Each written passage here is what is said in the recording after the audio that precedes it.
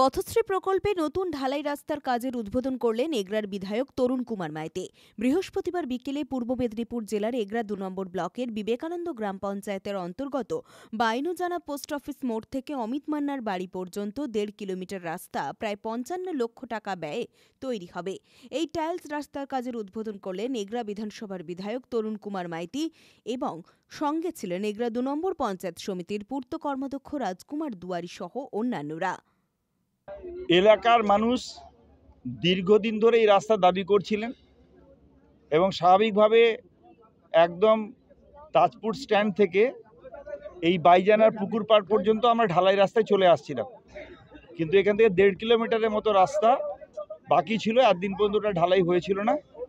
তো আমরা দাবি করে, আমরা তদবির করে মাননীয় মমতা বন্দ্যোপাধ্যায়ের পথশ্রী প্রকল্পের রাস্তাটা আমরা বার করতে পেরেছিলাম এবং সেই রাস্তাটার কাজ আমরা শুরু হবে। আজকে আমরা শুভ উদ্বোধন করলাম এবং এটা ১.৫ কিলোমিটার মতো রাস্তা, ৫৪,৬০,০০০ টাকা মতো স্যাংশন হয়েছে এবং কন্ট্রাক্টরের সঙ্গে আমরা কথা বলেছি, কালকে থেকে ঢালাই শুরু করে ১৫ দিনের মধ্যে তারা কাজ শেষ করবেন।